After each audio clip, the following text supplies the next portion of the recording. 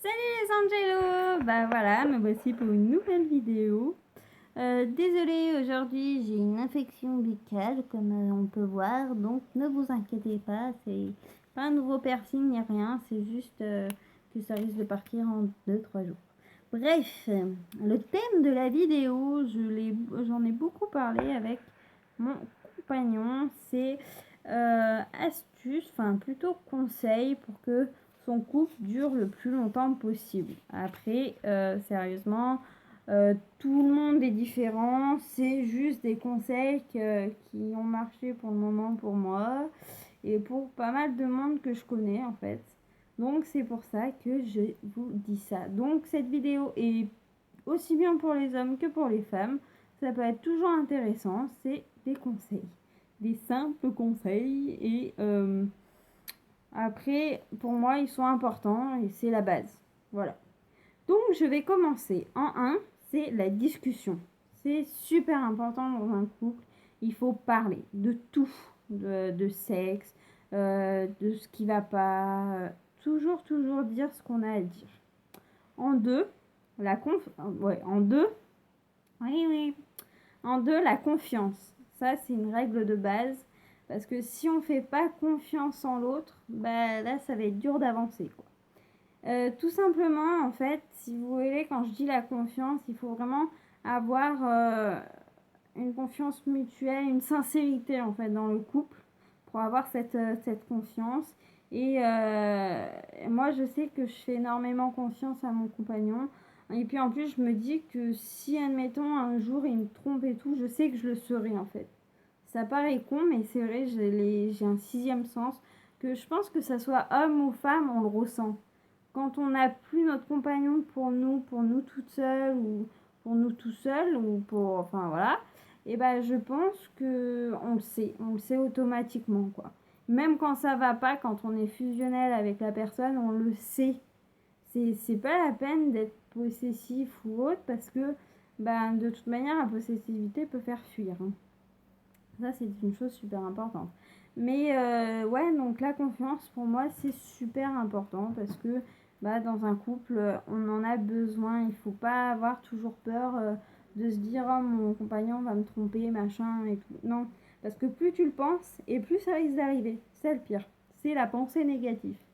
Après, en troisième position, que je pourrais placer en deuxième aussi, mais c'est le sexe. Bah oui, soyons clairs, hein. Le sexe, c'est important dans un couple, hein. Sans sexe, il n'y a pas de couple. C'est ouais. Bon, après, je sais qu'il y a des filles qui sont pas fans de sexe. Même des hommes, hein. Mais bon, je connais plus de filles qui sont pas fans que des hommes. Mais les filles, sérieusement, il faut mettre de l'eau dans son vin et arriver à satisfaire votre mec pour pas qu'il ait envie d'aller voir ailleurs. Plus vous le satisfaisez, enfin plus vous faites des efforts et puis même si vous prenez plaisir à lui faire plaisir, c'est super important. Que ce soit homme ou femme, les hommes, il faut vraiment aussi que vous disiez que les femmes, on a plusieurs orgasmes. Oh et bah ça, il faut savoir aussi les procurer aux femmes pour qu'elles aient envie. Et ouais, il faut qu'en fait, il y ait un partage dans les relations sexuelles aussi. Et dans les relations de couple, il faut le partage. Il faut que la femme se sente bien et que l'homme aussi. Donc c'est pour ça qu'il faut toujours faire un 50-50 des concessions, quoi. Après, en quatrième position, c'est des petites attentions au quotidien. Pardon. Tout simplement des petites attentions parce que en règle générale, quand on vit pendant un bon moment en couple, moi je sais que ça va faire 8 ans que je suis en couple avec mon compagnon et par un moment on a des habitudes. Oui. En fait, on a des habitudes. Et les habitudes, c'est pas bon. Ça peut péter un couple, quoi. C'est la routine, machin, bidule. C'est pas bon. Il faut arriver à faire des petites attentions. Par exemple, le soir, pas faire un dîner comme d'habitude, en chandelle, ou vraiment s'appliquer à se mettre toute belle ou tout beau. Et faire une petite attention, de voir qu'il compte toujours, qu'il faut rallumer la flamme en fait. Ou alors par exemple une autre idée, mettre des bougies et des pétales de rose dans un bain. Oui, vous allez dire, elle est romantique celle-là, mais ça se fait, hein, je vous jure. Et ça, c'est super important d'avoir des petites attentions. En 5e position, on peut y mettre avec les petites attentions, c'est surprendre son compagnon. Faut pas, vraiment, faut arriver à surprendre, par exemple, un soir, bon bah écoute chérie, tu rentres, mais tu repars aussitôt avec moi, tu l'embarques. Vous l'embarquez, et puis en fait, vous allez faire un resto, un ciné, ou alors si vous n'avez pas beaucoup de sous, parce qu'il n'y a pas tout le temps besoin de sortir, bah je sais pas, vous regardez un film vraiment tous les deux, mais qu'il a ou elle a envie vraiment, ou alors tout simplement, bah, une petite attention coquine ou un petit plaisir en nuisette pour les femmes ou après pour les hommes en boxer, la recevoir en boxer et tout. Ça fait toujours une petite attention, ça surprend toujours et en fait ça donne un peu de piment. Après c'est des petits conseils, des petites astuces, des petites idées que je vous donne. Hein, après vous faites comme vous voulez. En 6e position, c'est partager une passion commune. C'est super important, ça paraît con, mais c'est vrai qu'une passion, par exemple, moi je sais que c'est le film, les séries, les films avec mon compagnon, j'aime bien. Après on en parle, on se fait un débat là-dessus, ok, d'accord. Mais c'est vrai que non, c'est bien, il faut avoir une passion commune parce qu'en fait on peut plus facilement partager. Par exemple, il y en a qui aiment le sport, et ben tous les deux ils aiment le sport, bah ils le font ensemble, tu vois. C'est le fait de partager, c'est vraiment bien. Après, il y a la 7e position, c'est laisser son espace, son jardin secret, si vous voulez. On a tous besoin à un moment ou un autre d'un peu de solitude pour se remettre en question, faire le point sur soi-même, le point sur notre couple, pour voir ce qui va pas, ce qui va. Voilà, c'est normal en fait. C'est tout à fait normal. Et par exemple, quand on reçoit un message de dire c'est qui chérie, c'est qui chérie, se dit attends, c'est bon, calme, c'est peut-être son frère, sa soeur. Et si, de toute manière, s'il a envie de te le dire, il te le dira. Ou elle te le dira. Si elle a pas envie de te le dire, elle te le cachera et c'est pas bon. Je vais direct, pardon.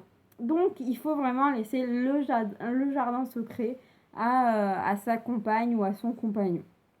Après, 8, c'est ne pas être envahissante ou envahissant.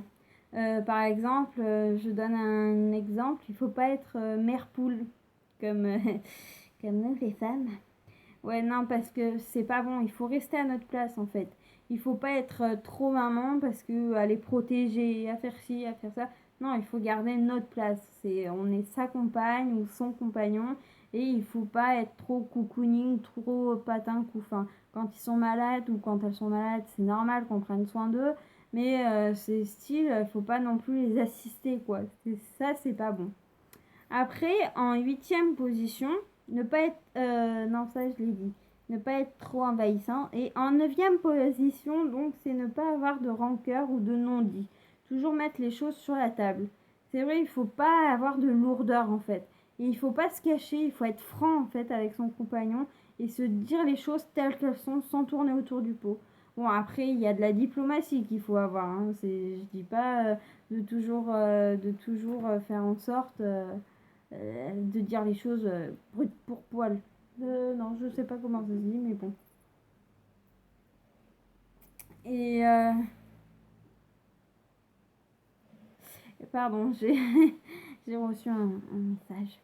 Et parce que en fait, c'est c'est pas bon. Je sais que moi, ça fait 8 ans que je suis avec mon compagnon et on se dit les choses telles qu'elles sont, quoi. On se cache pas, on se dit pas ouais, machin. Non, quand il y a un problème, on se le dit direct. C'est simple, c'est clair, c'est net.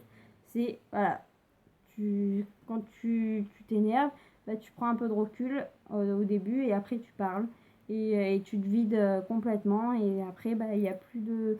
On n'en veut pas à l'autre en fait. Ça c'est super mauvais pour un couple. Et en 10e position, ne pas se quitter sur une dispute ou s'embrouiller avant de dormir, ou alors quand on s'embrouille avant de dormir, et ben, faire un bisou juste avant de vraiment réellement dormir. C'est super important. Vous allez me trouver un peu bizarre, mais je trouve que déjà de se quitter sur une dispute, ça craint. Parce qu'il y a des accidents n'importe quand. Et après, il y a le remords, la culpabilité qui te hantera toute ta vie. C'est un truc de fou. Il faut vraiment, quand il part ou quand elle part travailler, c'est je t'aime, travaille bien. Faut pas avoir dans le cœur, faut souhaiter rien à personne. Et il faut vraiment que vous partiez d'un bon pied et pour pas avoir de rancœur s'il se passe quoi que ce soit.